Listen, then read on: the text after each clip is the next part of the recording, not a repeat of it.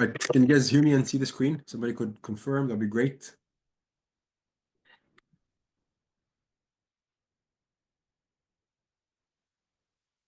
Okay, perfect. Thank you.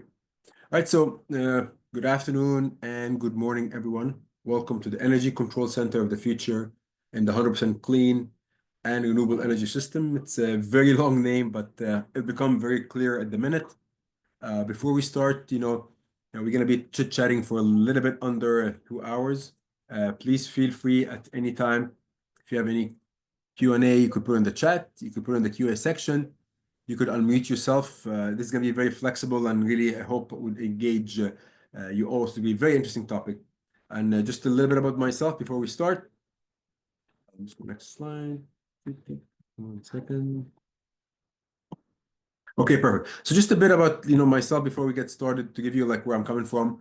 So I have worked for 4 utilities prior, Pepco, GCP&L, First Energy, and PSENG. I've been very fortunate to have pretty much worked everywhere. The field, design, central engineering, distribution engineering, substation planning, the forecast. And my best job ever, the coolest job ever was in the Energy Control Center.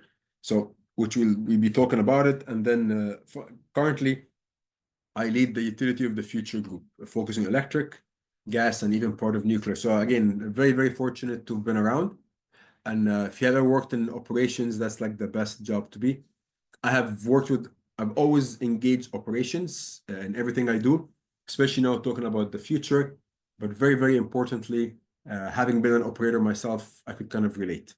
I have 2 consulting firms, 100% Energy Club and Electric Bridge Consulting. And I had the great privilege of teaching at NJIT, Rutgers, and I sit on several boards. Just going to highlight maybe 2 of them. Smart Electric Power Alliance with over 600 member utilities. So I've been involved in the business, both from a local level in New Jersey, kind of the state level, kind of New York, because I live in New York, and others. So I'll bring into the table a lot of the stuff that I found pretty much happening across. So looking forward again to a great discussion. Again, if this is the first time taking a course with me, I'll probably maybe discuss for the next 40 minutes, give or take.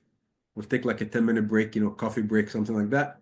And then I tend to always finish 30 minutes before to give you plenty of time for Q&A. But having said that, feel free to ask the questions anytime. Again, this is like a snapshot of where I came from and my experience in case you have any specific question. I think I had a privilege of one of the attendees having worked at PSENG, so it's more to relate. So let's get right into it. And again, this is just the books if you're interested in learning more.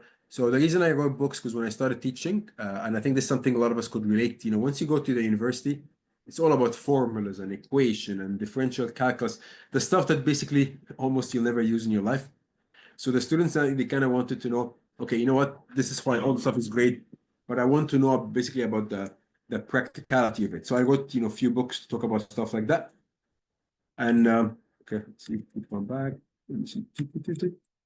Okay, so why are we here? We're here to learn about, various system operations challenges. If there's a group that has issues or challenges, this is the right group. But what's very, very interesting, when I worked in this group, in the past, I was kind of one of the very first, we were a batch of engineers, but usually most people who were operators before, they kind of rise through the rank, the X maintenance, X substation, and so forth. There weren't really that many engineers to start with. And one of the interesting challenge, and I think some of you may relate, is that, engineers, we love to analyze stuff. I don't just, you give me a specification, I'm going to ask questions.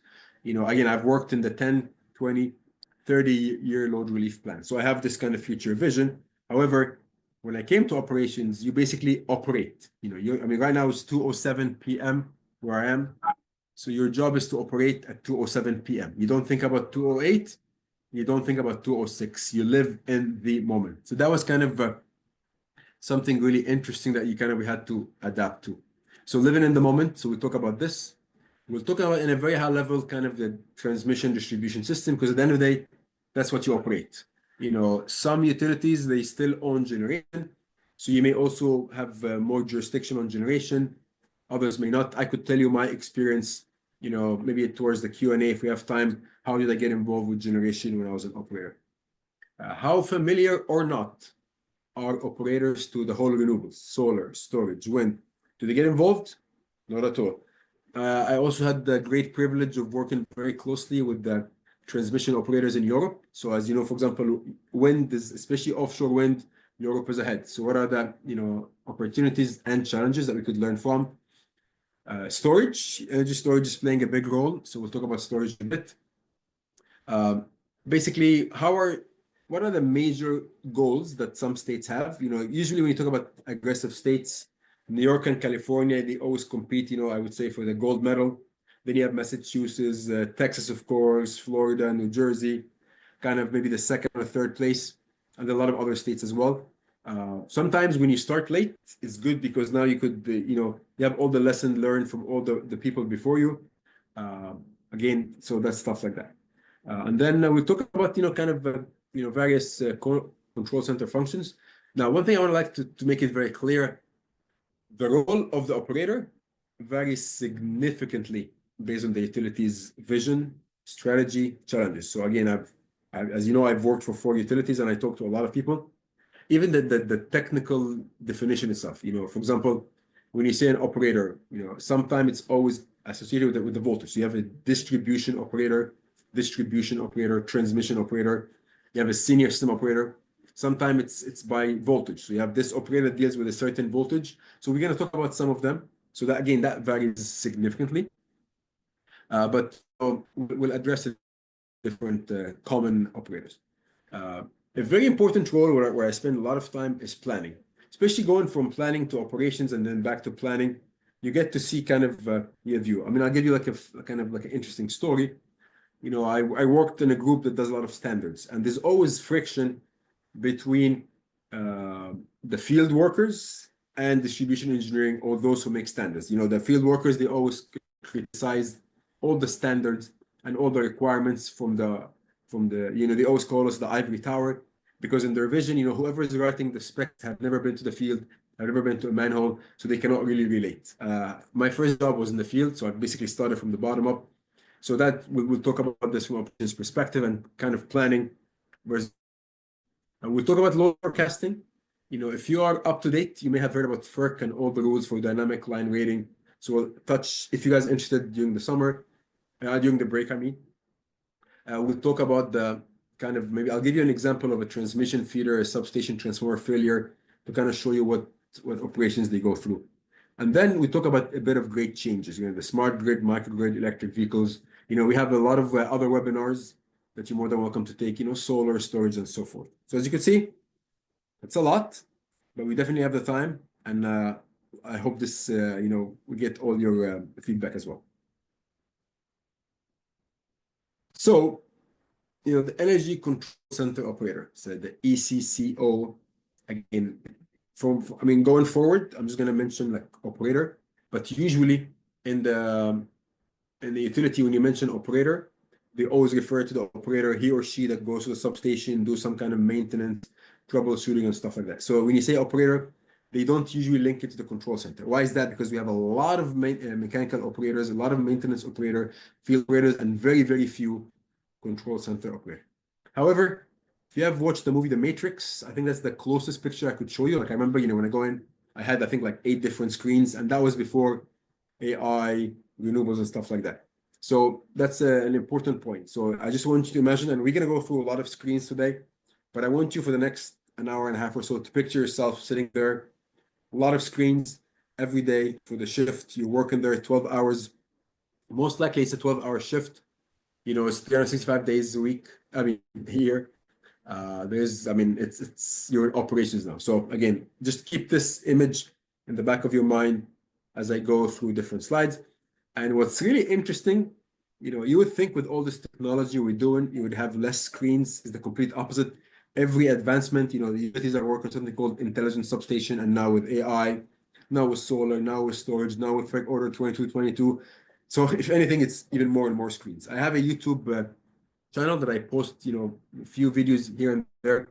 I have a video for the a vision of how many screens a control center operator would need, and that's even before AI And I think I had like almost 36 screens. So that's kind of where we're starting with.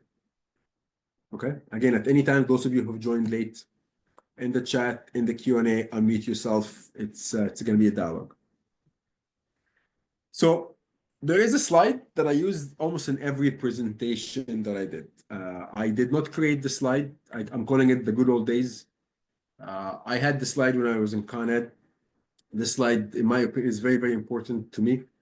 So if you, let me ask you a question first. I want you to start from the top left to the bottom right. I want you to spend a minute.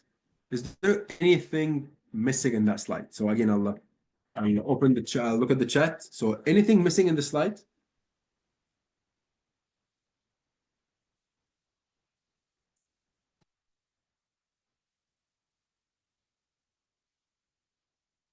So any major thing that is missing in the slide?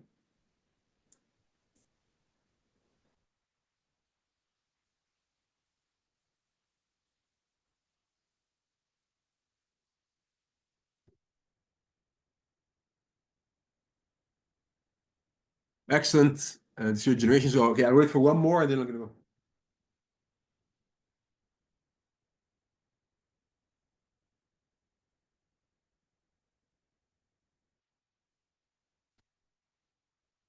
All right, so I guess we'll stick with that one. Yes, I mean the most important thing is missing. You don't see any renewables. You don't see solar. You don't see energy storage. You don't see electric vehicles. You don't even see like fuel cells. So that's why I call it the good old days. Now, technically, there are still very, very few utilities globally that have such a system. Now, you may have some solar and storage, but the impact is not that much. And that's a very important point that I want you to understand today. The transformation that is happening to the control room, even if you have solar and storage, if you don't have enough solar to cause a massive backfeed, if you're not controlling inverters, as we're going to discuss, even if you have a lot of solar, you may not need to impact the control room.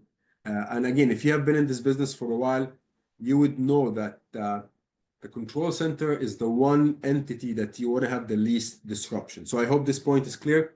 Again, so now that we know that this system doesn't exist the way it is anymore, now there may be a need for kind of major changes. But again, I want you to imagine, let's just talk about this for a second. Now, in the year 2000, that the deregulation or the regulation happened. So a lot of utilities were no longer vertically integrated. So they had to get rid of the generation, whether it's nuclear or hydro or fossil, that went to different entities. So either a new group was created, a new company, or they sold it to a lot of European and Canadian companies. And then what's really interesting is, you see where I have here the step-up transformer, if you could see my mouse, that became something new. So now it depends on the utility, the control center operator, he or she may have jurisdiction of this that starts at this transformer, or the high side or the low side. So it's very important to identify where your jurisdiction starts and ends. And then you here have a transmission. And what's really interesting about the transmission is this point here, the connection to other utilities. I remember my first night on the desk, we were switching an HVDC line that belonged to another utility. It actually belonged to a third party. So now transmission is tricky because you're talking about different utilities, different vendors, sometimes different states, different countries, and even sometimes different continents. So you don't have this in distribution. And then, of course, when you start going to distribution, I'm showing you here residential, commercial, and so forth. So it kind of really varies by the setup, where the jurisdiction starts and ends. So what are the major changes, right? So again, from the previous picture in general, the transformation. When you hear the word transformation, usually that means a lot of data. I always like to use the example for a car. I don't know if you guys are big on cars, but basically, back in the days, you're so lucky if you had a check engine light on. Or imagine if you have, like, for example, imagine if your fuel indicator doesn't work, unless you keep track to how many mileage you have driven, all of a sudden, basically, just the car would stop. So then you start having the check engine, and then if you need to know what's happening, you take it to like AutoZone. They connect it to this, remote dial, and they tell you. Nowadays, the car tells you too much, and I think that's the best analogy. Right now, your car tells you everything. If there's if you need some kind of pressure in your tire, it tells you the pressure for all 4 tires and what's the new pressure to inflate to and so forth. So that means what? That means for the grid, a lot of data that the operator was not used to before. I was a project manager once for a GE XA21, which is an energy management system, and it's very interesting because I was an engineer. I mean, I was still an engineer at that time. That was just like another role I had. And in talking to the operators, all they wanted to see was voltage, current, nothing else. But my engineering mind, I wanted voltage, current, real power, reactive power, power factor, the whole 9 yards. That was something very, very interesting. And again, as far as the digitalization phase, a big lesson learned for us was the 2003 blackout. So those of you who are in the industry, that was a big, massive transformation for the transmission system, for the distribution, Superstorm Sandy, so stuff like that. And then the third point is very important, really. Like, what is the regulatory push? What is the vision for the commissioner?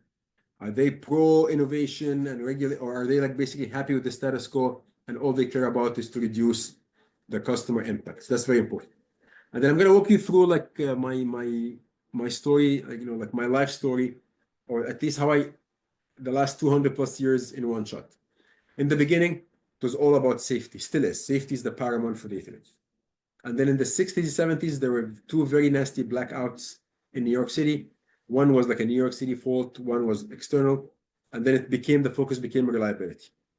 Fast forward, the 2003 blackout, now it was all about, transformation mainly for the transmission. So more data, more SCADA, more communication, and so forth. And then after that, Superstorm Sandy hit, and then it became all about resiliency. Fast forward, it became about cybersecurity. And then finally, the latest addition to the grid was cybersecurity. And just when we thought that was it, then the last 2 years, AI became a thing, artificial intelligence. So now utility have to kind of, everything I mentioned, they all happening at the same time. These were not like stops. These were like the whole journey, if you will. So I'll give you a few seconds to kind of see if there's any question about the journey.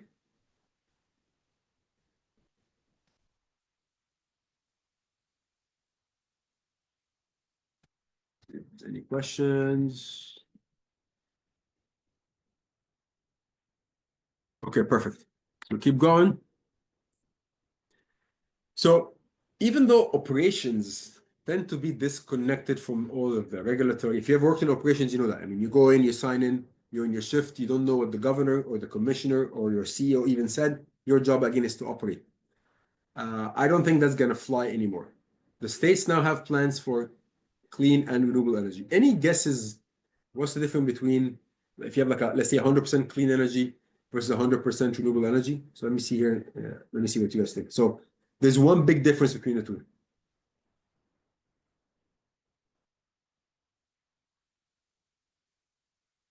So I'm just looking forward, like if you think, like if you know what's that one big difference between the two.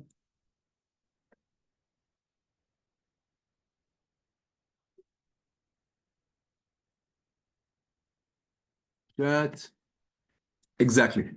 It's mainly the nuclear energy. So again, the definition may vary. So one thing, because I do a lot of consulting, I always advise those who are new in the field. If you're going to work with a utility or an entity, make sure you discuss what the definition is. But usually, anytime you hear the word nuclear, I mean clean, that means nuclear is included. So if you're in a clean energy state, so now as far as operations, you have to understand nuclear because nuclear is its own animal, if you will. That's the big difference. But at the same time, there's very high level goals. They're not the only goals. There are plans for a lot of solar by, for example, 1,000 megawatt every year. For example, 10,000 megawatt by 2030. You have wind, right? Again, right now it's not not looking very well based on the latest federal government initiative and executive order. So we're not really doing a lot of offshore wind, but in general, onshore and offshore is a target. Energy storage is a target. And then I just want to highlight the FERC Order 841. So FERC, of course, is the Federal Energy Regulatory Commission. Think of FERC as the entity that pretty much they enforce the Department of Energy vision, goals, and policies. So what FERC Order 841 says basically is that for any utility, before they recommend any major work or any major, let's say, transmission project, let's say a new power plant or a new transmission line or whatever it is, make sure you evaluate the use of energy storage. So again, let me just pick on somebody. Let's say John. We have two John. So let's say John. He recommends a new transmission line from Canada to New York City. You're gonna present, and then you'll be asked, "Oh, by the way, have you evaluated whether if you have used energy storage, that would have been much better? Yes or no?" So that put pressure on John and others to be like experts in storage, find out tools, and then when you build a new transmission line, that's a great tool for system operations to utilize. The batteries, they provide the function, but now you have to operate different. FERC Order 2222 is going to be one of the biggest challenges for the utility because basically, let me go back here 1 second. If you look at this bucket on the right and the bottom, FERC Order 2222, when it gets implemented, it could be 2026 or later.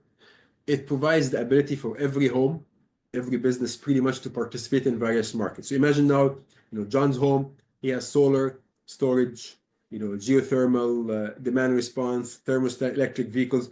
So his whole house becomes this like smart home that provides a lot of either act as a generation as load. Now I want you to imagine like, at the same time, let's say Brian is the operator. Brian in his jurisdiction, he has like let's say 10 power plants to deal with. So it's very easy to work with 10 power plants. Now imagine instead of 10 power plants, it's like 10 million homes. What is harder to work on 10 homes? I mean 10 power plants or 10 million homes? You have solar generation, then a cloud comes in, then and so forth. So FERC Order 2222 really tests the grid beyond its limit. As far as electric vehicles, there's a big plan now for, it goes by classification. So you have, small passenger electric vehicles. We have medium and heavy duty, like the Amazon trucks. We got large vehicles, like, the sanitation trucks, the buses, and so forth. And now we're electrifying the airports, the ports, and so forth. So that's kind of what's happening right now. So why are we dealing with all this stuff? Because all this stuff are either load or generation or both. So, Brian being an operator, he has to kind of understand, what's the impact when they start charging and so forth. And again, I did not remove, of course, President Biden left, but I didn't remove this bullet because, when he announced that they're going to electrify every single federal vehicle. Again, I don't know how successful they were, but that's a lot. And then at the same time, utilities have the burden to electrify their fleet. So this slide, even though it's like regulatory in nature, it gives you an idea of the amount of grid changes. Right? Every bullet here has a massive change. Like literally every bullet here have a major issue. So John has a great point about the inertia. So if you don't mind, John, I'll get back to you in a few minutes because you hit basically the nail on the head. The biggest challenge we're having right now is the inertia. So in a couple of minutes, I'll address it. And if you don't hear anything from me, just please raise it again. But thank you for that great question.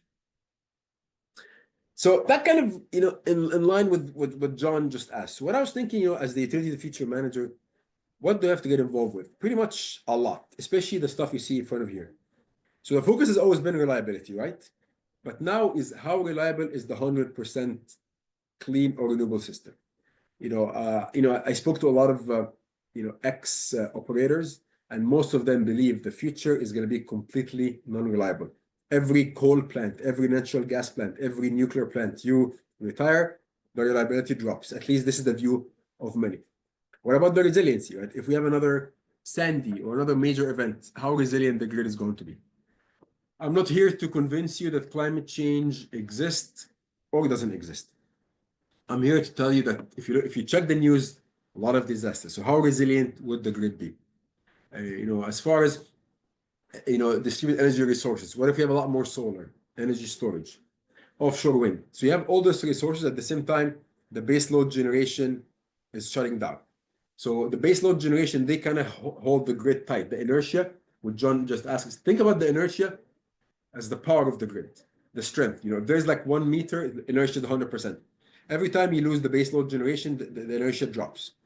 And then if you replace it with solar storage like that, they don't really provide inertia support. So what would be the case? Electric vehicles, not only do we expect a lot of EVs to come in, the expectation is all these EVs are basically going to be operating, they're going to be dispatched by the operators, they're going to be basically like this, I would like to call like this mobile battery, so what will be the impact? Nuclear, depending on the state, some states are shutting nuclear. We've only had like 2 nuclear plants, new ones for the last, I don't know, at least 2 decades. The shift tended to be on a small modular reactor. So will we have enough nuclear to support? It's kind of unknown. A lot of utilities now are focusing on the environmental sustainable growth, which is ESG. Again, the problem really for a lot of us would be, that whether we like it or not, as far as the utility perspective, um, we have to do what the regulatory body wants. So you have a new regime, maybe they're very big on renewables. So all of a sudden everybody focuses on renewables. Maybe there's another regime that would favor more fossil fuels. So what do you do with all the fossil fuel you shut down and so forth? Cybersecurity is a very big issue, especially for the control room. So I could tell you how difficult, my job was first as a project manager for the control center, because now I have to abide by cybersecurity, and having been an operator myself. Just to start my shift, the amount of logging in and the fingerprints and passwords. And that only gets worse every day. Back in the days, the hackers, they didn't really bother much with us. They always attacked the financial sector, but now they're also attacking utilities because in their vision, if you cripple the utility, you cripple everything else. If you're not familiar with all the stuff, I always recommend, if you watch the movie Die Hard 4, that was kind of the entry. They basically, the attackers, they hacked the electric system, which shut down the whole pretty much country. So what would happen? I'm not saying this is possible, but just in general, the electric grid is very, very quick. Again, there's a lot of stuff here. I just want to highlight the bottom right one. So the MS. So especially after Superstorm Sandy, there was a lot of focus on the management system. I mean, the hardware. So we raise substation, we retire substation, we convert overhead to underground, we put reclosers. But having been an operator myself, you need the system. So the management system, really. So you have here a lot of stuff: DMS, ADMS, DRMS. So DMS is distribution management system. ADMS is the advanced distribution management system. The EMS is the energy management. So you kind of get the point. So basically, we're providing software. And you would think that everything I mentioned is for operators.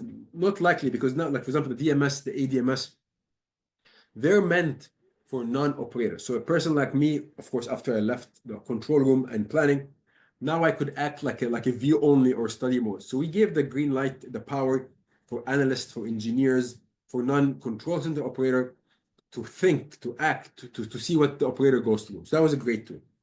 So let me just stop here for a few seconds, see if there's any questions.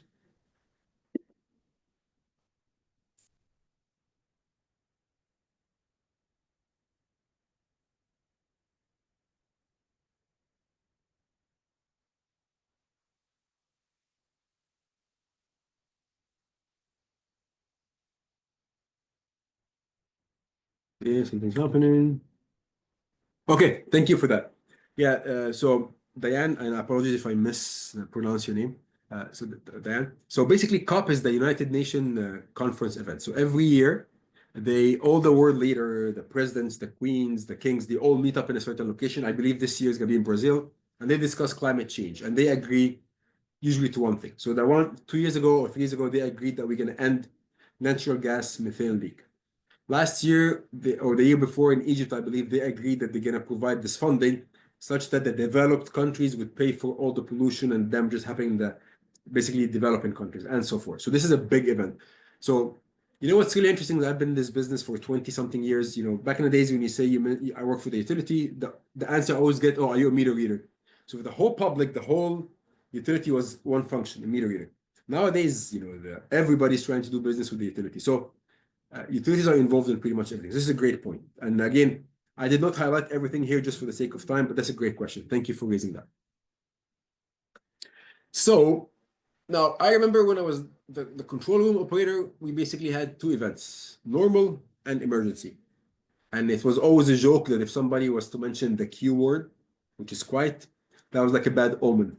You never want to say it's a quiet night, because then everything breaks. So basically, nowadays we have 4 classifications. Blue sky day, which basically like nothing is happening. Everything is great, no contingencies.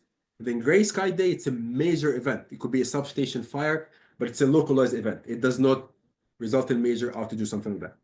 Black sky is like sandy. I mean, not really like a major blackout. So it's something that is very, very, very, very, very, very bad. But it has a major impact. Black swan is like COVID, like something that never happened before. It's a very bad disaster. So technically blackouts, they're not really black swan because they do happen, but you could argue that Superstorm Sandy, because it was once in a lifetime event, something like that.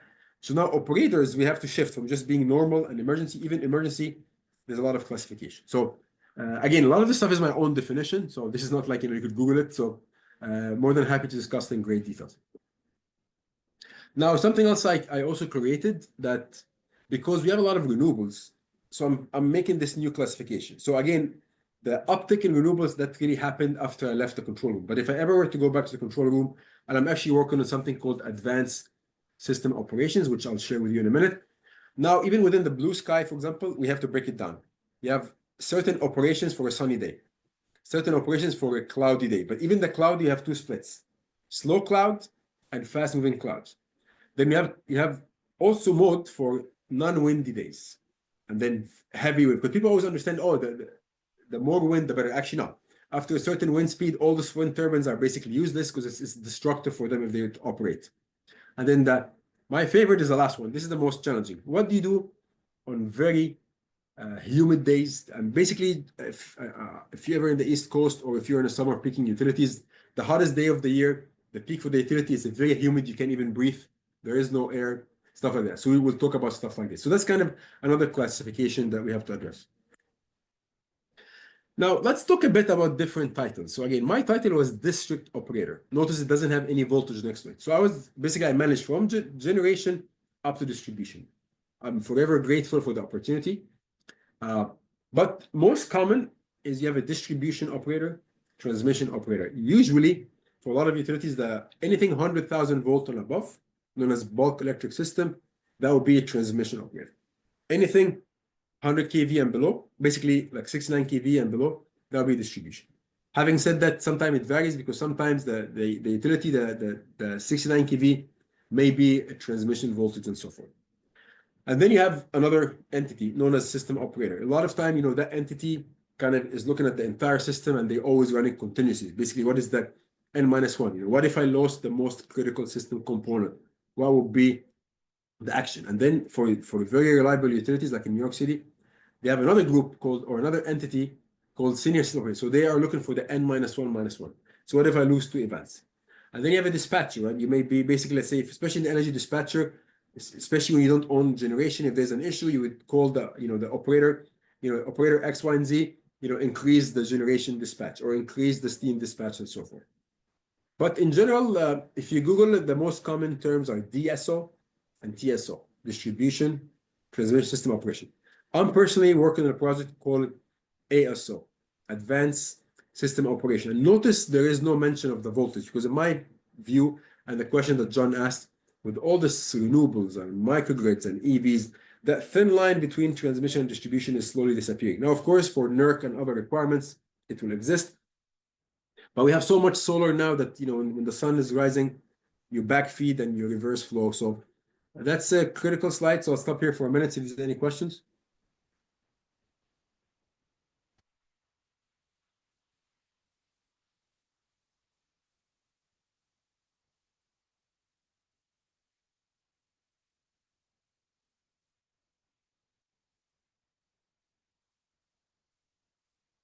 Okay, keep going.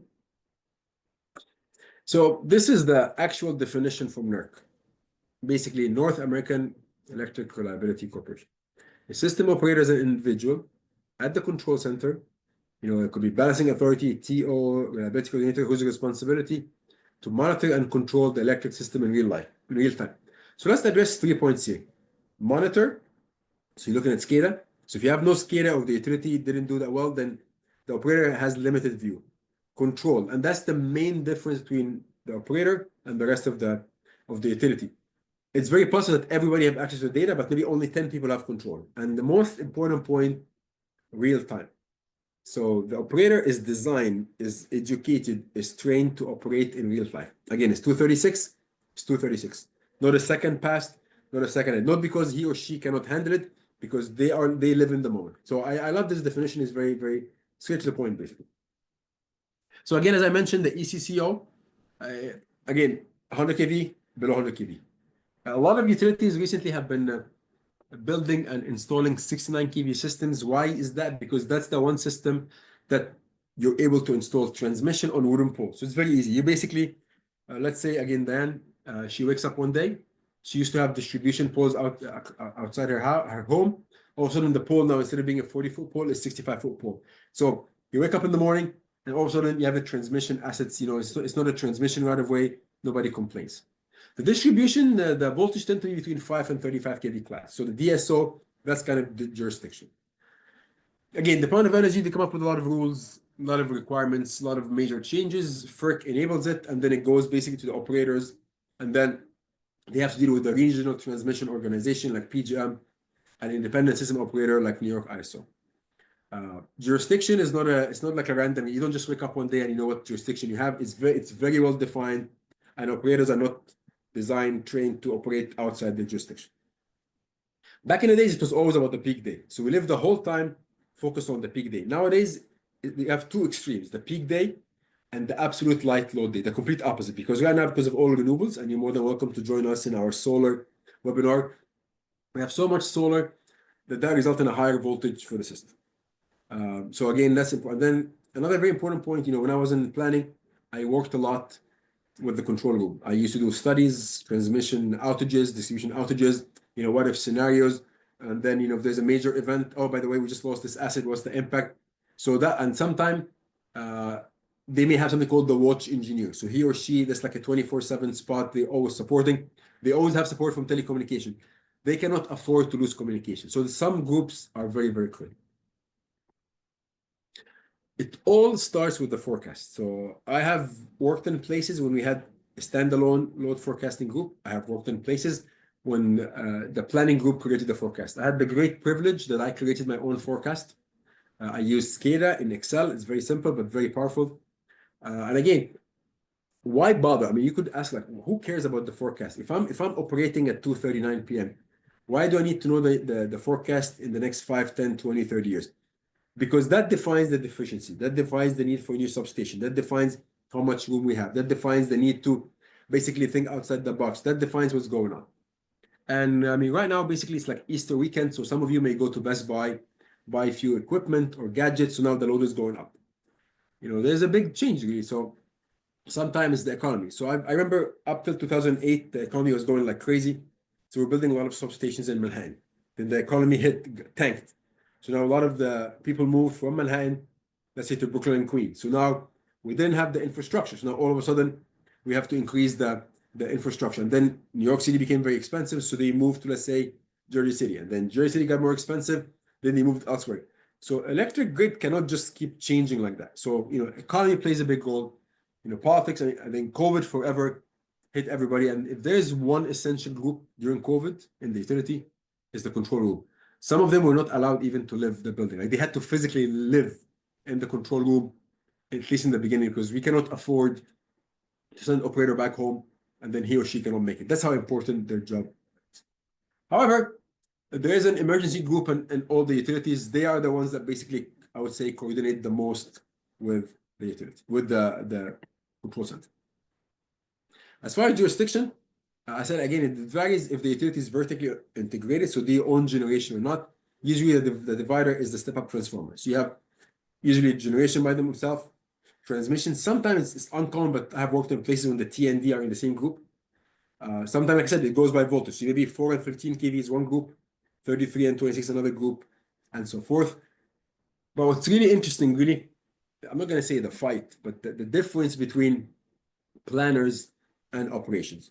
Planners basically, like, they design for, like I said before, like a very specific point. So they plan for the hottest day, the hottest hour, and you have the worst contingencies can happen. Operations, they have to plan for the whole year.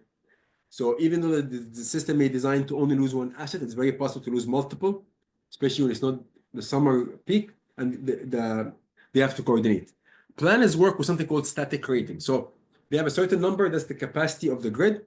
They do not change. So again, the status of the grid, they have a certain number, for transmission, for distribution, and so forth. And then they pretty much operate the whole time based on a certain number. However, from a utility perspective, from planning perspective, or at least from a perspective of the control room, it's very possible that there's an ongoing event. and all of a sudden they basically ask for, you know what, I need a special rating for that day. So again, there are very specific procedures to address transmission and distribution, and the journey to become an operator, that's a journey that's going to last at least 6 months of training. I'm going to do this slide, then I'm going to stop for any Q&A. The reputable utilities, they know exactly the expected performance of their transmission and distribution substations on the peak day, a typical weekday, the Saturday, and the Sunday, and the vacation. So imagine this graph. You have a certain graph like this that pretty much is very identical for all the stuff I mentioned. So if you have a major event during July 4th, you bring up the, oh, by the way, that's what we expect. If it's Saturday, that's what we expect. And then, of course, I'll give you an example. So if you are talking about the grid or the substation that supplies Madison Square Garden, this grid is going to, I mean, this substation is going to vary significantly if there is a game or not, if there's a concert or not. You know, the MetLife Stadium, for example, is going to have the World Cup. So that's a big difference compared to just a regular event. Now, I could tell you, I mean, this tells you a lot. For example, if you have a failure at a substation transformer at 2 a.m., you bring this graph. Oh, by the way, we're really good because you have from 2 a.m. until almost like 12 p.m. when the load exceeds 95%. So you have 10 hours to do something.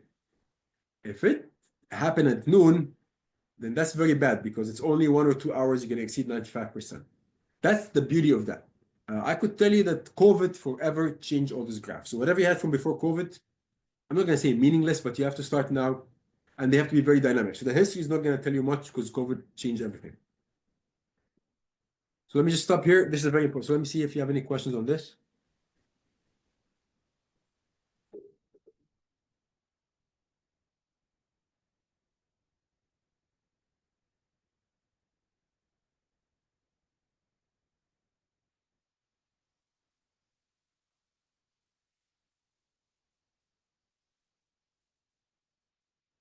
Okay, perfect. So I'll keep going and then we'll take a break in 5 or 10 minutes. So, and I'm glad John asked that question. So in my opinion nowadays, so the operator had the role, their main job is to operate in a most reliable mean to ensure safety for the public, for the workers, and so forth. So something I didn't mention, one of the biggest issues we're having, because you have to enable the protection. So if there's a crew that's going to work on a transmission or distribution system, my job is to provide pretty much all the required protection for them. So in the US, the frequency is supposed to be 60 hertz. That's the stability. We have to be 60 all the time during peak, light, and so forth. Outside the US, it's 50 hertz. So the most important role for the transmission operators, and usually they have the dial, is like 60.0000 and so forth, to make sure the grid is reliable. And there's a lot of measures that exist when the frequency goes above 60 or below 60. However, because of all the changes in the grid and the loss of baseload generation, a lot of the coal that's shutting down, you know, coal and so forth, nowadays the inertia gets impacted. I think that I gotta give credit to Finland. So there's actually in Finland they have like an inertia dial. So they have almost like, imagine if inertia is 100%. So in the control room, we did a lot of studies, and they always determine at what point they believe, you know, they're gonna have an issue, if you will. So to John's point, right now, there are a lot of studies. So a lot of it is done by the universities. I have all the respect to the university. I basically teach at 3 of them. But you need this kind of operational tools. You need to run simulation. And usually, they always run 8760 simulation, which is basically 1 hour, one simulation for every hour. That may have been great 20 years ago.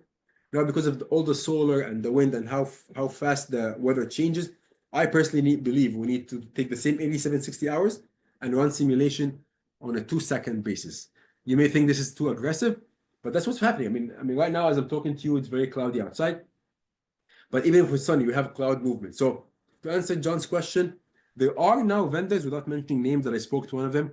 They have an inertia monitor. So instead of relying only on a lot of simulation and government and like labs and stuff like that, you're able to pretty much add like an inertia monitor, and then the inertia monitor will determine pretty much what to do and so forth. So that's kind of what we do right now. So again, it's a physical monitor. It's almost like a meter that you're able to install, and it will basically provide how far are we from running out of inertia. So I hope, John, this is So again, it's only one company. I think they called Reactive.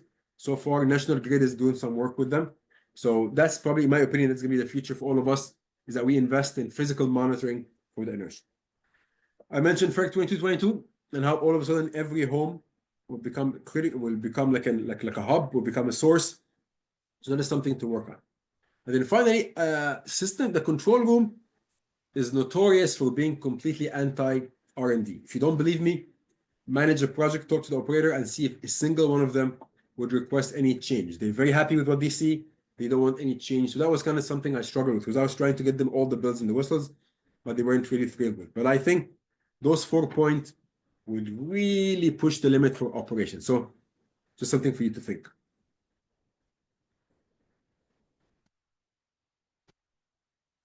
So I think, again, I think that's a good time to take like the 10-minute break is the only break we're going to take because I want you now, just even though we could do a couple more slides, I want you to stop right at the slide. And when you come back from the break, if you have any questions, again, I just told you that this group is like anti-R&D just by default. And now we're trying to make a lot of changes. So next, I'm going to talk about intelligence substation, stuff like that. So please, um, I'll stop here right now. If you have any question, put in the chat and I'll see you exactly in 10 minutes. Thank you.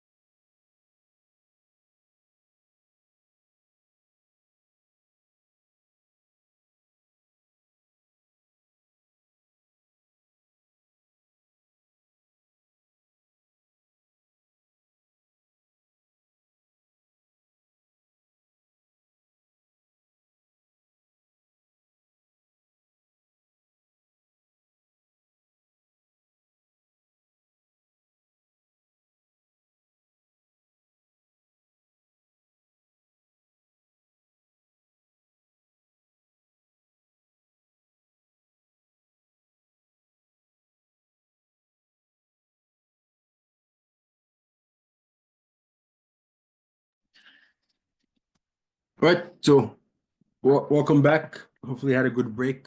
So we'll keep going again, and then I didn't see any questions, but you have plenty of time for Q&A. So one of the major thing we do, an operator, you pretty much most of your time, I would say that maybe like 60% or so is focused on the substations, and then the rest in the field, whether it's transmission in or distribution out. At the same time, utilities are investing in something called intelligent substation. We have another webinar on it. So that basically we're adding more communication, more tools, more gadget, and a ton of data coming back. Stuff like, transformers, maybe the all they knew before is like, real power, maybe voltage, that's about it. Now it's real power, reactive power. Now we have tap changer information. We have temperatures as well.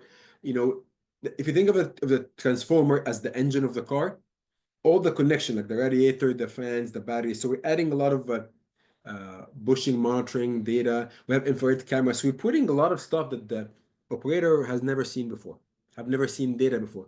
Now, whether a lot of it goes directly to the control room or to the asset management, then to the operator, that's new. We're going to talk about alarms in a minute, but it's a very, very different. I remember when I was there, you get an alarm, just an alarm, you go through it. Imagine now getting an alarm and getting like a live feed. So not only do you see the alarm, you see what's going on. That's very important because again, if going back to pick on Brian, if Brian is new and this utility has like maybe 200 substations and something happened, this station may be at least a 2 to 3 hour drive by the operator. And if there's a storm, that's going to even be longer, or maybe it's not safe. So imagine having to make a decision, having no idea what's going on versus having a camera there. So basically, this is just some of the few points we're having. Drones, I'm a big fan of it. There's an entity called drone in a box. So imagine, again, you have an issue, and instead of waiting 3, 4 hours, you click a button, boom, the drone comes up, moves around, provide technology. So again, even though all this stuff is cool, cybersecurity is a challenge, communication is a challenge. And just to get all the stuff is not as simple as I'm indicating. So again, all these changes the operator must address. And that's why I have my ASO, Advanced System Operation. So it's a new control room completely. So my vision, as I explained this to you, I want you to imagine that the distribution control room exists, the transmission control room exists. So I'm not getting rid of any of them. I'm basically providing this bridge or a new control room that's going to address the stuff I'm going to mention. So here you have the task, you got a very high level role and the driver. So in this case, for example, and as we speak, I'm developing a new webinar on microgrids. But microgrids is the ability for a customer to disconnect from the grid, either completely or still in parallel, and to supply their generation internally, either fully, like 100%, or part of it. So why is that a big deal? Because now there's a lot of switching. Sometimes let's say if it's a school or a campus, they cannot do a lot of this work. So now they have to work with the control room. And imagine during a major storm, hundreds of thousands of customers are out, and now on top of that, you have basically to shift or do some switching for the control room. For their control room, you have generation. So again, especially in a lot of municipalities and small utilities, microgrids are getting more popular. So how do you work with them? Energy storage. Energy storage pretty much get, I think, the most attention now. It used to be solar and now replaced by energy storage. So there's batteries, large ones, transmission, distribution, sub-transmission, even behind the meter. So what is the dispatch to all of them? How do we communicate to all of them? That's very, very essential. I'm sure you have read about battery fires. So do the operators understand how to operate the battery? Is there a risk that he or she sends a certain way to operate the battery that violates the warranty? So the batteries, they open up the whole can of worms, if you will. Solar. We don't all live in California and Arizona. We live in a lot of places when the weather may not be as ideal. That's very, very critical. So what happens if a cloud comes in? If you have, I gotta give credit to Texas because, of course, they had this major event in February of 2021, I believe. But right now they are the second, if not the number one for storage. So all of a sudden they made a major change. This is good, but now you have to operate a system like that. Electrification. All the electric vehicles, really. And again, I'm sure you have heard about, the Tesla truck, the semi that's 1 megawatt. 1 megawatt is almost like 600 homes. So imagine just, you have a new rest area and you have like 10 of them. That's like 6,000 homes worth of load in a rest area in the middle of absolutely nowhere. Building electrification as we convert gas heating to electric heating. Now, all of a sudden, my peak happens 7 o'clock in the morning. The sun didn't even rise. How do I meet the future where I don't have a lot of the baseload generation? Electronics. For example, we're putting a lot of this electronics, like, usually the electronics like StatCom and so forth, they only belong in the transmission system. I was very fortunate to install one of them in the distribution system. So again, how do you mitigate a tool that changes the status like multiple times per second? We kind of addressed FERC 2222 a lot. Transactive energy basically refers to the peer-to-peer energy trading. Just imagine Peter and again Gary on the call. They live close to one another. One of them, they have the greatest kind of. They have a smart home, smart solar, smart everything, and then the other person has nothing, and the utility is down. And then Gary, he has the smart home now. He's sending his power to somebody else's home. How does this happen? Is it wireless, the grid, Bitcoin? So there's a lot of changes that is happening. At the same time, energy efficiency is very important. All this, demand response, energy efficiency. We have a pretty much non-wire solution, which is a whole different webinar by itself as utilities develop creative ways to meet the load. And then, of course, the electric vehicles and vehicle to grid. So in my opinion, this is too much to dump on the existing operator. They already fully occupied. And remember, all this stuff here, it doesn't have AI yet. So that's kind of something important. And if you thought that was the end of it, no, it's not. We have now, there's a lot of renewables that are being added to help create renewable natural gas, to help create hydrogen, which you need for the gas system. So now, how do we mitigate systems like that? The weather, if it's amazing with all this technology, how unreliable the weather forecast is. I mean, of course, I use my app, as all of you guys do. I would say the accuracy, if any, is like sometimes they tell you it's sunny, and it's like it's the avalanche of rain. So utilities are now installing their own weather stations and so forth. And we discussed intelligent transportation. So all these tools I mentioned, we're adding. Imagine every tool comes up with a lot of alarms. Unfortunately, a lot of vendors, they believe the more alarms they give us, the better. I remember I had 2 or 3 screens only voltage alarms. I don't need another 2 of them. So, and then voltage bar optimization. Really, how do you optimize the voltage? We want to make sure we have an adequate voltage level under normal condition and so forth. Data, big data. And now I want you to, I mean, you may be thinking right now, maybe I'm overselling this ASO. Why wouldn't a lot of this be in asset management or other tools? That's a great point. The ASO is going to host X operator, future operators, data analysts, data scientists, and so forth. Resiliency, what if there's another Sandy? How would we operate the system then? How would we get involved with FEMA and others? About the failures, the frequency, right? And John's question with the inertia, right? And if every control room, there's always the simulator. That's a great tool to have to simulate a lot of changes. But usually the simulator, their job is focused on what if. So that's kind of like a test. You put the operator there, you simulate a fault to see how he or she would operate. Are they going to follow the rules or not? But this is great. But now you have solar. So I would like to add on top of it, cloud comes in. Also, then the wind stops generating. Like, what would you do in this case? So I hope you appreciate the need for an ASO. I'm a big fan of it. A lot of people don't know what the term ASO is. I kind of created myself because I believe it's very important. Now, let's imagine a typical day for the operator. They have to run the system, which by itself is very difficult. Now they have all the scheduled work. Then emergencies. We had an emergency phone. Basically, when it rings, there's a problem. The voltage control, all the substation and the transformer and the voltage and customer complaining. Then you have power quality issues. You have data centers complaining, pharmaceutical companies, and so forth. You got the communication, the emails, just the communication between substation, communication between system protection. You have load relief. So all this work for load relief. And notice here, that's the old style. I didn't have anything to do with renewables and stuff like that. So I hope you appreciate. Again, I don't know if any of you guys are ex-operators, but this to give you an idea. So let's talk about the DO, distribution operations, really. So what I'll do is I'm going to go, again, for the sake of time, very quickly, basically to address some of the, in a very high level, some of the systems we have. So again, here's the radial system. Radial is the most utilized distribution system globally because simple, cheap, as simple as that. You can see you have a substation, you got a breaker in red, and then the feeder. The main run could be 5, 10, 20, 30 miles. It just keeps going and going and going and going.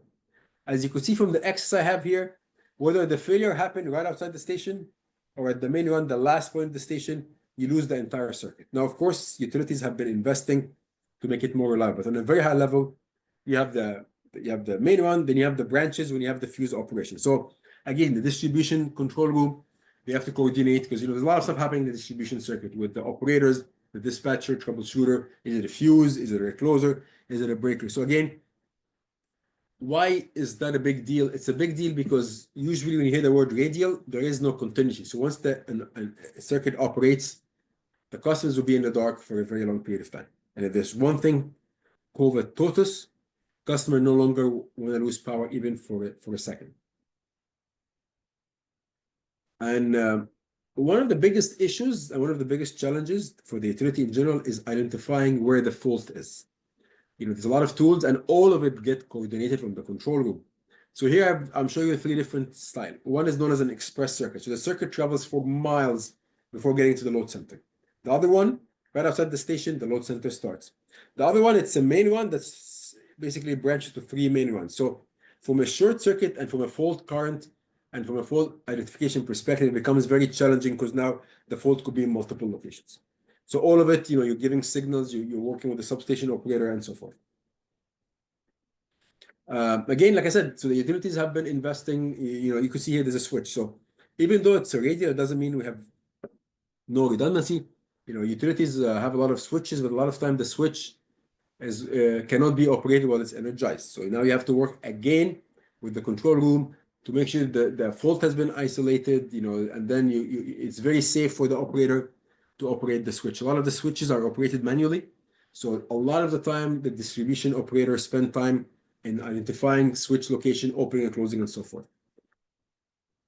Some utilities, they wanted to have improved the reliability. So either they converted their radial system to loop, or they decided, what, going forward, every system I have is going to be loop pretty much. So that's something that is very, very critical as well. So that's, what do you do from that perspective is very, very important as well. So you could see here now we have 2 circuits instead of 1. Now you have a lot of different equipment. You have a recloser, you have 5 of them in the loop. You got coordination, you got, some are normally open, some are normally closed, you have fuses.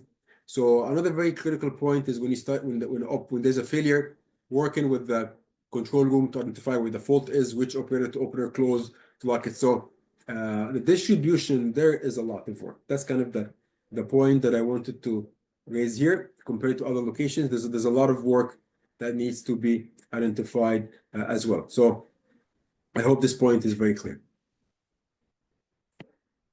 Now, I'm going to spend only basically very short period of time from that perspective. So I just want to raise a very important point for you guys to understand that we don't have the same system. So this system is mainly found in New York City. There's parts in Chicago. There are parts in pretty much in Jersey and other places. But what's really interesting from that perspective is that this is an unforgiving system. It's very, very, very important. It's very, very critical, but it's not the simplest one to design. So again, working on the system requires, it's very reliable. Just to give you an idea here, you have 3 circuits. Each circuit has 3 transformers, if you could see my mouse. And then the secondary side of all the transformers are connected together. So that acts like one system. So why am I bringing you this? Because if you move around or if you go from other companies, sometimes you spend so much time in education, but that system you'll never see in your life. So New York City had the largest network system in the country. So I had to work on it, but others may not. So if you come from outside, maybe you will never see such a system. That kind of the point that I just wanted to bring to your attention from that perspective as well. Again, from a fault locating, from what happened when the feeder goes out of service, we don't have the time to go in details, but this is a very, very important system. Now, substation operations, usually it could be that within the same control room, there is a substation control room, pretty much entity. So that's like basically a very, very important point that we have to address. So what I'm showing you here is different substations. The more I go on slide, the more difficult, the more equipment, the more rules apply. This is known as a straight bus. If you look at the horizontal line, it's like one piece of bus, could be copper, aluminum. You have a transformer on top, multiple circuits in the bottom. So very, very simple. Sometimes difficult. So if you have a failure at the bus, you lose everything. So bus faults are kind of very rare, but when they happen, it becomes like very, very challenging for the utility. Some utilities said, you know what? Why don't we convert from a straight bus to a ring bus? Would that work or not? So now it's more reliable. You can see now the power flow has two ways to flow. If you have a bus fault, you don't lose the entire station. So that just means what? More assets. You can see here, for example, the bus has a lot more breakers instead of no breakers at all. You have switches, so it's more coordination. This is very important because when you look at a ring bus, when you talk about transmission versus distribution, there's one big difference. The transmission connects two different points. It could be the same utility, different, like I mentioned. So now when you do coordination or scheduled work, you coordinate with somebody else. And one very interesting point to tell you, if you ever worked in the energy control center, sometimes you have to coordinate with a different utility, and you have to get permission from, let's say, the PGM, like RTO or an ISO, sometimes 6 months in advance. So imagine how organized you have to be. That, for example, you need to do some work on this breaker here, and this line connects to utility X in Canada. You have to do studies and analysis 6 months in advance, and it's very common at the day off or just before they could tell you that is denied. So transmission, on top of every difficulty I mentioned, the coordination, the studies, because now you're dealing with what's known as the bulk electric system. The transmission connects everywhere. So that's just a point I just wanted to highlight here. So again, the previous picture showed you went from one ring bus to double because it's bigger.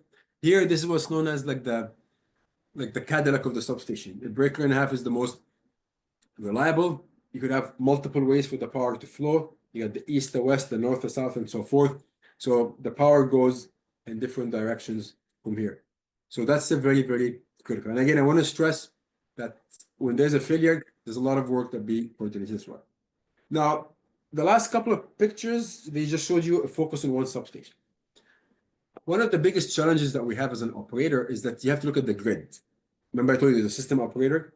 You cannot just have this limited view of one asset because everything is interconnected. If you have a failure, for example, at this substation, the 345, and if it's a straight bus, for whatever reason, you lose all the stuff down. When there's a blackout, it cascades all the way.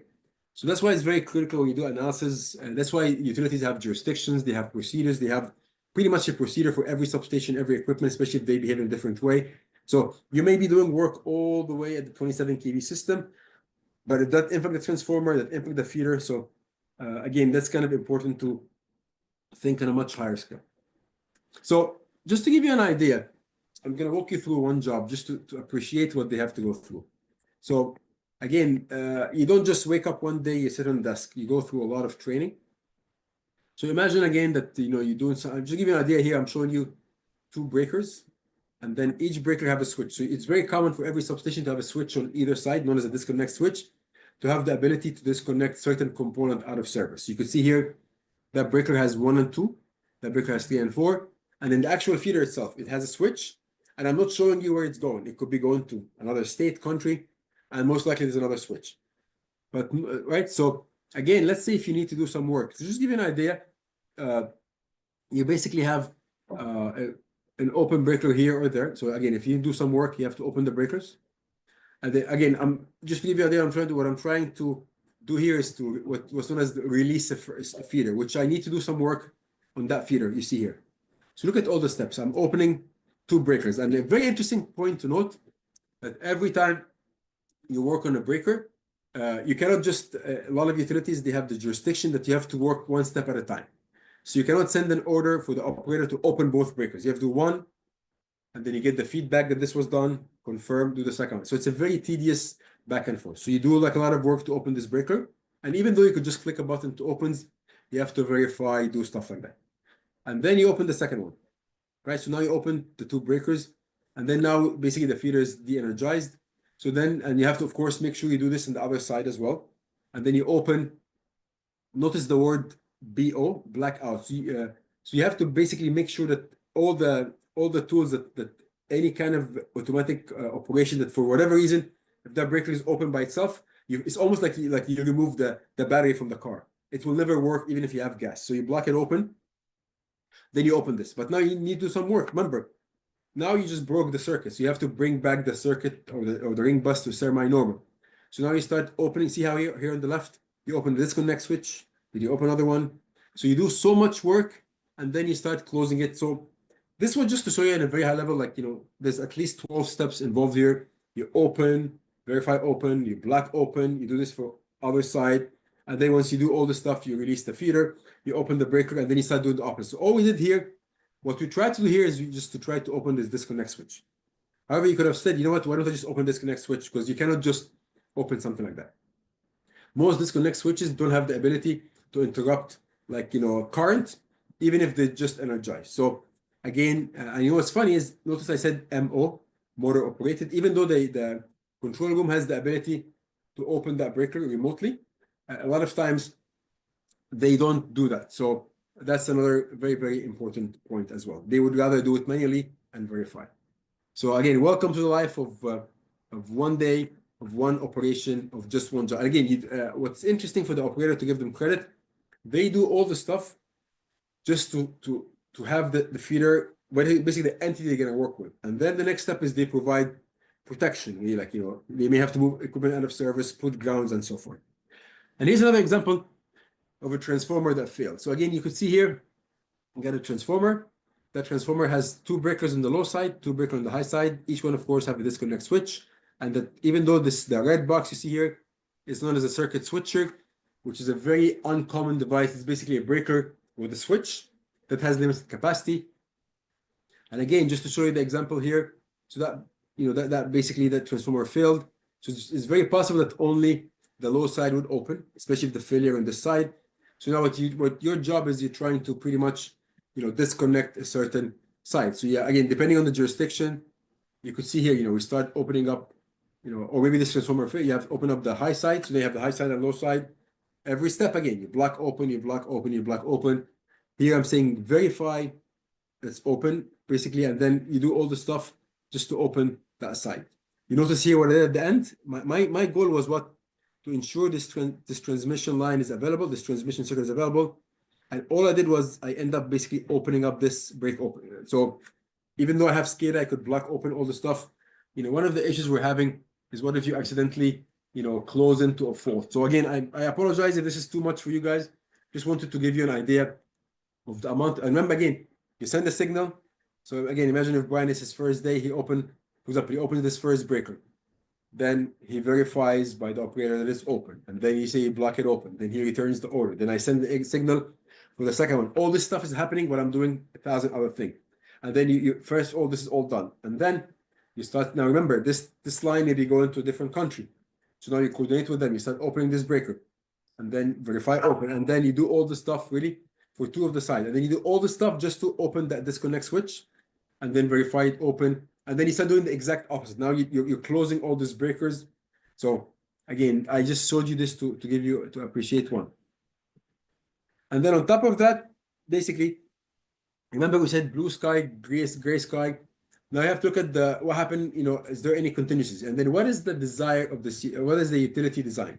With n-0, n-1, n-1 -1, n-2. The more reliability you have, of course, the better it is. And then how do you operate when there's a contingency? What is the preload condition? What is the post-load condition? And so forth. So again, the preload and the post-load, the idea here is that the focus of it really was that a lot of stuff we do, I want to highlight the preload condition because that's always the biggest battle, if you will, between planning and operation. Now imagine, again, I'm just going to pick on somebody else. Let's say Peter, he loves to race cars and he goes to the racetrack. If you've ever been to a racetrack, you notice that the car basically get pushed. You could always drive it, you have enough gas, but you want to make sure the engine is cool, the turbos are cool, and they only switch the car like a few seconds before the race. And the second the race is over, boom, they switch it back off. If you race a car in October, it's very different when you race a car in basically the winter. I'm sorry, in the summer, because if the car is already hot, it's not going to perform as expected. So that's kind of the point that I really wanted to raise here. At the same time, that's why when there's a contingency, the operation will always ask planning to look at data the last 7 days and so forth. And then sometimes they get a special rating to push the substation and the equipment beyond their limit. That's a very difficult question to make. The 5 minute, the 10 minute, the 30 minutes, and so for like basically the forecast. That's a very, very important point to note. So again, just to highlight that this point is very, very critical.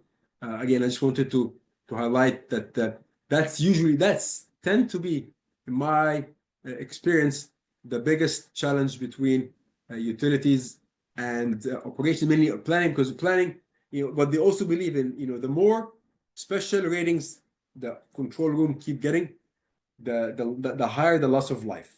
Because again, going back to the same car, if you continue to beat up the car and every day, every race you assume the car is brand new, remember every race you do, the engine takes a beating. So again, happy to go on this in more details when we have time, but this is another very, very important as well.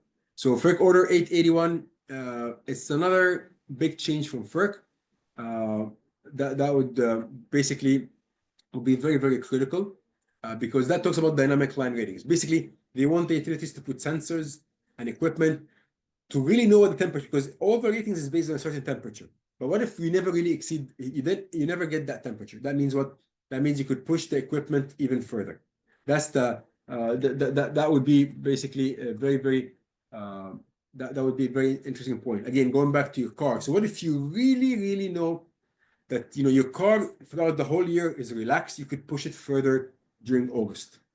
So, and just to keep going, I'll just try to go a little bit quicker to have enough time, which is we mentioned the blue, the black, and all this stuff. But even within the emergencies, utilities basically have, there's a lot of classification, but there are two major classification difference.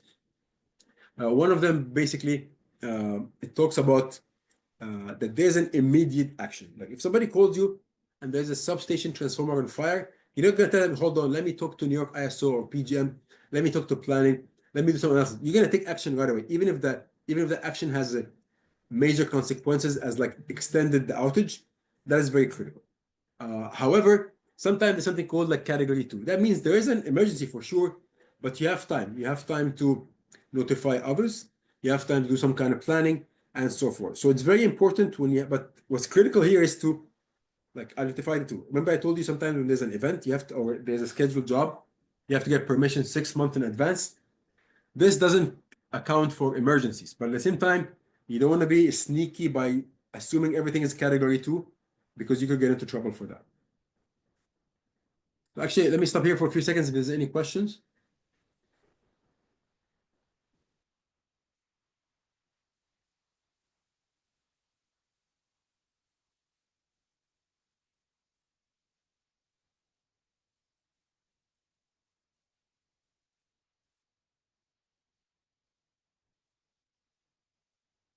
Okay.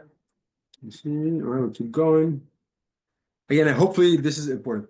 Remember I mentioned the management system, so this is just a slide for you guys to remember.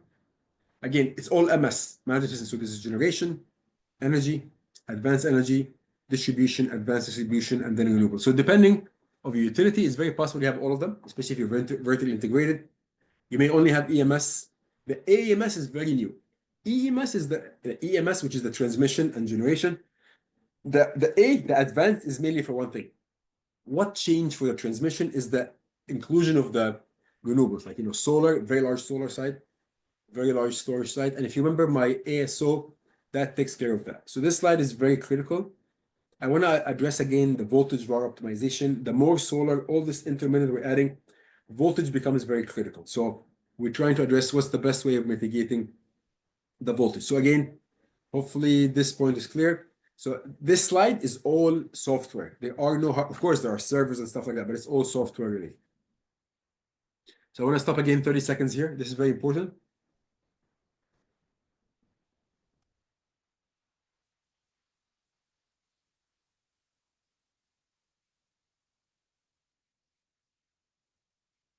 So non-wire solution, just very quickly, again, we have a whole webinar on non-wire solution, but I just wanted to very quickly inform you. Basically, there's an issue. So you have the forecast, there's an overload, there's a contingency, there's a voltage violation.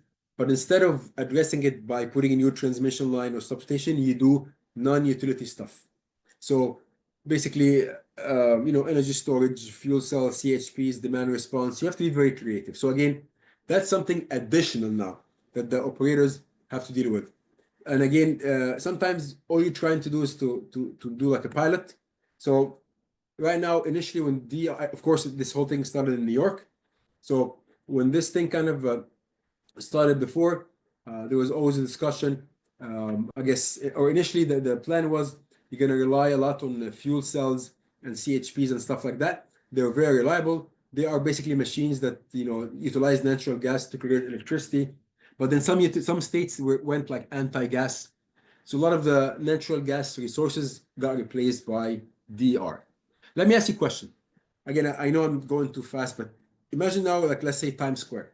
You have an overload, but instead of the utility putting a new transformer, they have to do non-wire solution. The initial plan first was to put like a fuel cell or a CHP at the hospital.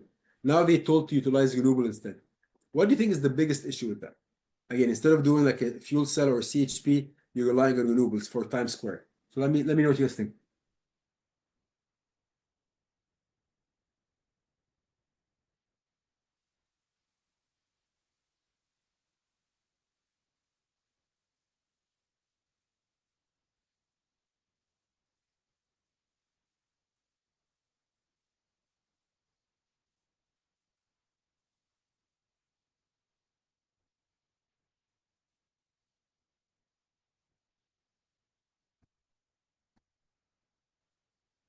Excellent point.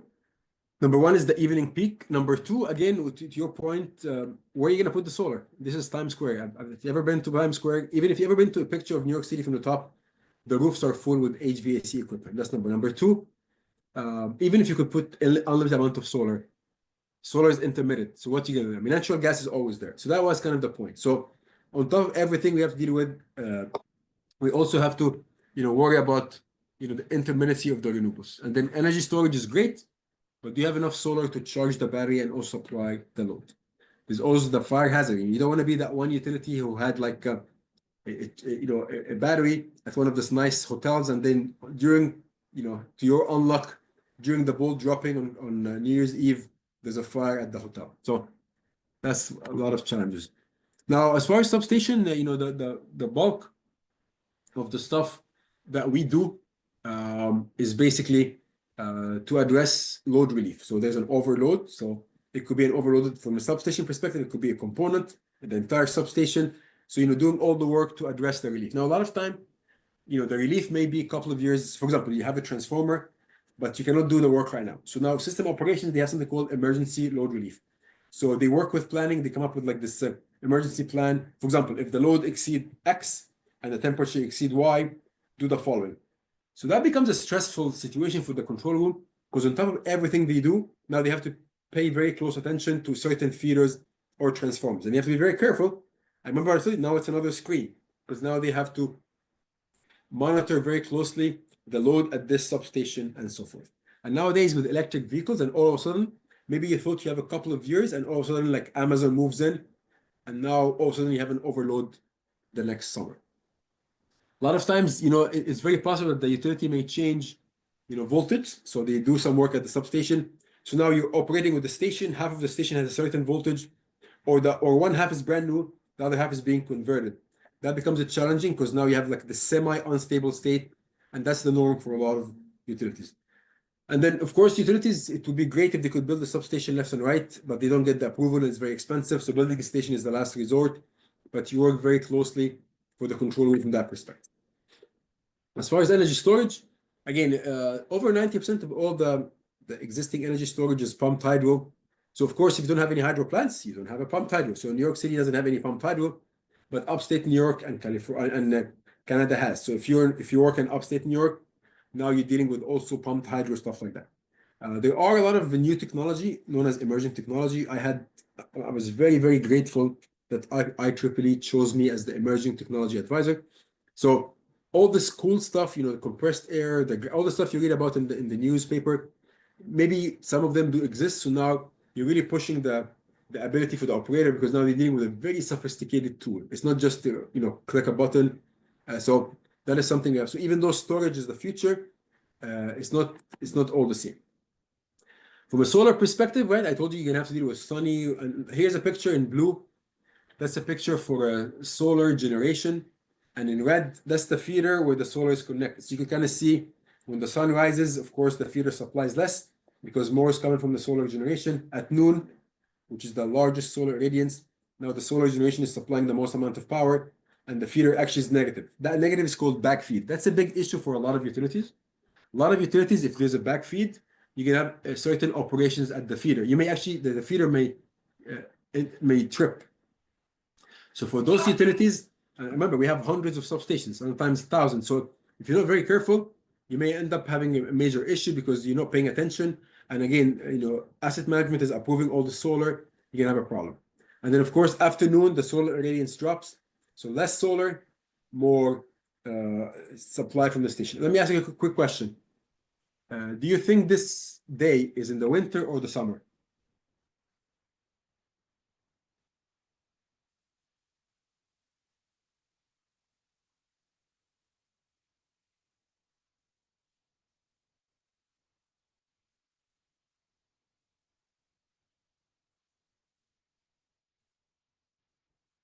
So is that a winter peaking? Is that a winter or a summer day?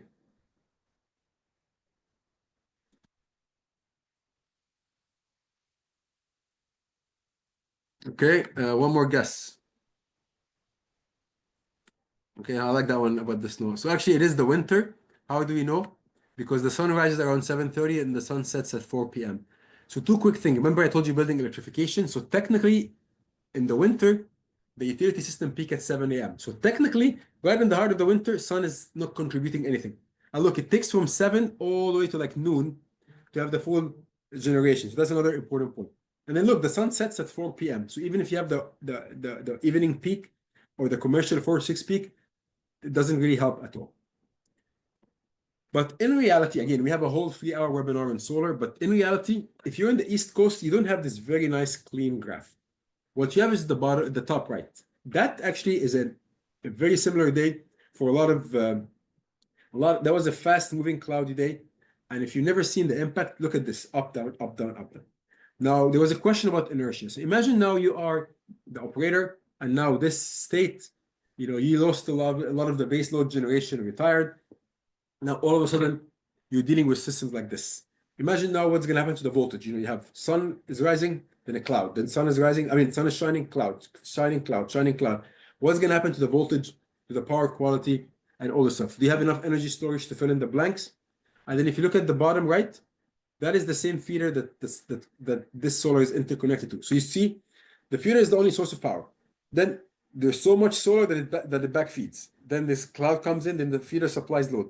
Then the clouds exit, now solar is generating, so it backfeed. Then the cloud comes again. So imagine all this stuff up and down. And then if you're going to utilize the equipment to manage the power, that's going to be very destructive, a lot of wear and tear. And then you look at the picture on the bottom left, that's the feeder profile. There are certain ANSI standards and so forth that dictate what's the maximum allowed voltage drop. So we can't just go crazy and allow all this amount of solar and the voltage goes like this. So I hope you appreciate the amount, and that's why the ASO be great. The amount of pain, this is at one feeder. Imagine if you have thousands of feeders, which most likely do, a lot of solar, and you have all these voltage alarms, how are you going to behave? So if there's one point I want you to remember for the future, is this slide. So again, as far as DR now, you have sources that only generate, like solar. You have plus minus megawatt, like battery, because you supply and you absorb. Because they are inverter controlled, they could supply active power, absorb reactive power. And again, that's just very quickly, because I want to finish to give you time. FERC 2222, remember we saw about all these homes, they start supplying, now your home, your business, and all of a sudden, you are supplying generation, you are becoming a load. So how do you behave? If the grid needs voltage support, they behave in a certain way. If the voltage is very high, they behave in the opposite way. If that's a peak condition, I need all the support. If that's light load, I don't need the support. So all the stuff is happening, but instead of relying on like a couple of plants, I'm relying on everybody's home. So that's going to be, in my opinion, when FERC 2222 is implemented, that is the biggest, the most difficult, really test for the grid. That's really it. If you're able to run smooth with 2222, then we're going to be doing a great job for 100% clean energy.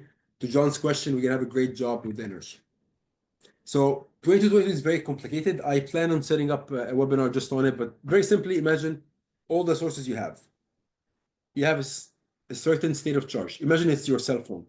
You have 100%. And basically, let's say you cannot charge this like the last charge in your life. So if you use like YouTube and like Instagram and stuff like that, it's going to drop very quick. So how do you optimize?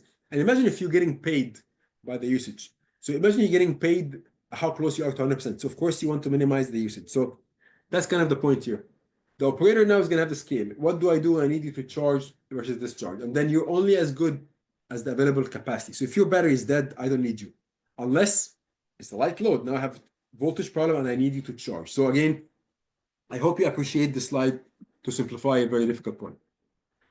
So I like to create this kind of very simple equation. The future is 3D. Distribution, there's visualization. So distribution is really the new transmission because all the solar be connected. The graph I showed you a couple of minutes ago of backfeed. So now we're sending power back.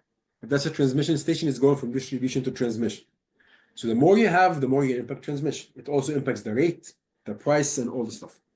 There's, right? Most of the DR are connected to the distribution system, again, but you could have transmission. The job of the control room got very complicated and is getting more complicated the more digitalization. So now we have a lot of data, SCADA, AMI, the wireless meters, all those intelligent substations, and so forth. And then, we have this microgrids. So now all these customers, now they have their own load. Can they help or are they a burden? The communication, really. What happens if I lose communication? And of course, cyber is definitely a challenge.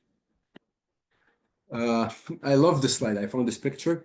If you live in a place like Florida or unfortunately other places that gets hit a lot, it's amazing how different the forecast is. One forecast is going to be everybody's going to die, the whole state is going to be wiped out. The other forecast will be pretty much nothing's going to happen. You're all good. So it's always amazing kind of the transition. And the problem for us, we have to really plan for both. Of course, you have to plan for the worst case, but that costs us money as well. So again, even the microgrids, if you look at this picture really, right? So if you're gonna have if you operate a microgrid and that day the performance or they have a lot of cloud activity, or believe it or not, that top picture, it doesn't have to be cloudy, that's the humid. On a very humid day, the earth or the sky has something called haze. There's this level of, you basically cannot really see the sun, but the sun is there. So that impacts the stuff. And also on a very, very hot day, the wind generation completely underperforms. So you have to plan for all the stuff. Again, here's the microgrid back in the days. If you see the picture on the right, a big portion of it was the generator. A lot of states now that are anti-gas, that has been replaced by batteries, wind, and so forth. So again, imagine in the middle of the storm, now you get all these phone calls and you need to dispatch and you need to enable a microgrid to operate. You may have like 1 million customers out, and here you are doing some switching for like a very, like one customer. So stuff like that. So this is just to add to the burden. So now what utilities also have, they have an alternate control room. So whether it's there's a risk or there's a bomb threat or something, so you have to operate to this entity is the most important entity for the state. Then you have to address flooding. What happened if one got flood? Mother Nature. What if the initial control center got damaged? So you have to make sure all the tools are available for the ultimate. Cyber attack, bomb. So the point here is to show you the readiness. So now you have to be comfortable as an operator to operate in your predominantly, maybe only once in 10 years you go to the alternate, but that day is a blackout. So you have to make sure you have all the tools available. They have been tested and something like that. So I hope you appreciate the slide because it just tells you from a psychological, remember, when you work as an operator, some utilities, let's say you can work there for 40 years, they only allow you to make like 2 mistakes. Imagine that. You may give like 100 or 200 commands a day, but in your whole career, the maximum you do is 2 mistakes. Imagine that. It's almost like, unfortunately, for the police department, they could be the best cop ever, and that one time the cop makes the wrong move, that's all they think about, and then that's the focus of the social media and stuff like that. So again, it's not a one-to-one, but I just wanted to highlight to your point. So the simulator plays a very, very important role because again, every utility has one, the large one, and that's like the what if scenario. The operator goes there at least once a month, but I personally believe we have to take it to the next level, which now looks at the impact of cloud, wind speed stopping or too much wind, cyber attack, and so forth. So finally, and we're doing excellent time. If you click on, I mean, if you Google this, I have like, or if you go on like, I'll try to share the link. I have like this uh, video I created to kind of show you on a high level, the role for the operator. Let me see where it is. Yeah, and then finally, this is like to end with this slide here. This is what you see from the video. This is kind of all the stuff that I discussed in the video of different ways that the operator has to deal with, from generation, transmission, substation, distribution, overload, peak load, light load, plus getting emails, plus doing their training, plus communication, plus all of them, the loss of protection or the communication from Verizon doesn't work. The capacities you put in service for voltage control, voltage alarms, and you have the DMS and so forth, and then you have alarms, and you have inverters, and then the weather. And then we didn't discuss today something like the GMD. What's the impact of the solar flare and stuff like that? So I hope you really appreciate. So what I'll do right now is I'm gonna stop sharing. I'll take any questions you have. I'm gonna very quickly post the link for the video for you to understand a little bit more. So please put in the chat or unmute yourself to discuss. And hopefully that was helpful for you guys. So let me know if you have any questions.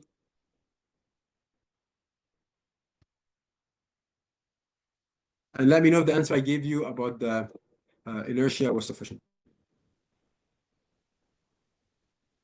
The link right now. Give me just 1 minute.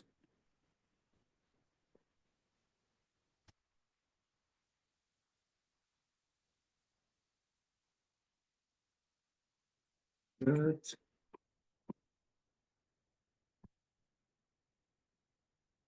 I'm going to send you another link. Okay. It's been a relatively quiet group, so.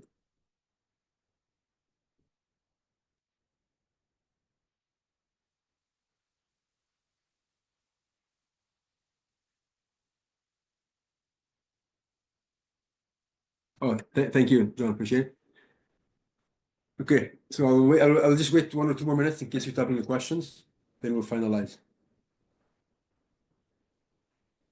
Excellent question, and Mitchell. And again, basically, a lot of developers they want to operate at unity power factor. That means you're gonna if you have a 10 megawatt site, it's 10 megawatt all the time. The problem with that is that result in a voltage issue because basically reactive power. A lot of utilities would require a certain power factor. So, for example, you could be at 95% all the time. So if the utility suffers from a low voltage, so they want them to generate reactive power all the time to help boost the voltage, and vice versa. So I tell you personally, like a lot of utilities in Jersey, I think you have to be at negative 95%. So you're always absorbing reactive power, regardless of the grid needs to lower the voltage. I personally, what I did differently is as of 2016, I mandated all non-residential to have a smart inverter settings at voltage war control. So they only absorb reactive power if we go above 5%. So developers love it because they make the most money. And remember, when you're absorbing reactive power, this reactive power comes from the utility. So basically, I'm sending reactive power to die without getting compensated. So to answer your question, how common? Unfortunately, most utilities, they require a certain power factor. Very few of them have the smart inverter, but that's going to change in the future. Yeah, I mean, you raised a good point. The standard is very important. So that's why I have the smart inverter settings for every single customer, regardless of the size. If it's non-residential, that becomes the standard. But if you start, sometimes you have a very difficult job. I mean, if it's okay if it's ones and twosies here and there, you have a special requirement. But even system protection, they don't like this basically with the special protection settings. So we try to avoid it as much as we can. But again, hopefully that answered your question. But remember, the ASO, that'll be something that'll be their job. They would say, okay, this site need to operate a certain way.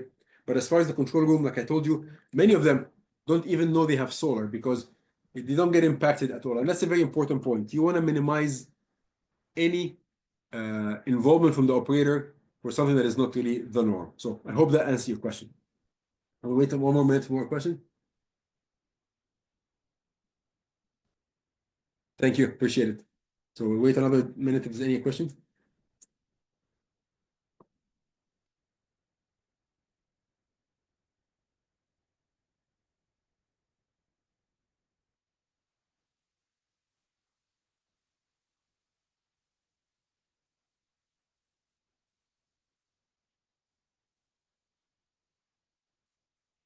All right. So again, I hope that was helpful. And again, I think we addressed a lot of questions along the way.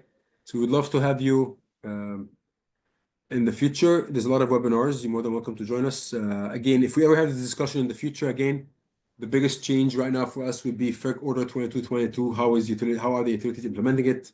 Is it the control room? Is it a separate control room? And right now, I'm doing a lot of work with artificial intelligence. So that maybe I think in a year or two, we'll see. Because usually the control room is very protected from a cyber, so they don't do stuff online. So AI may find its way in the control room, like maybe a long time from here. But I'm working with a lot of Department of Energy labs like Enwell and others to develop some cool stuff. So it's been a pleasure. I send you the two links, and you guys have the instructions here on the chat. We'd love to see you in a future webinar. So thank you very much and have a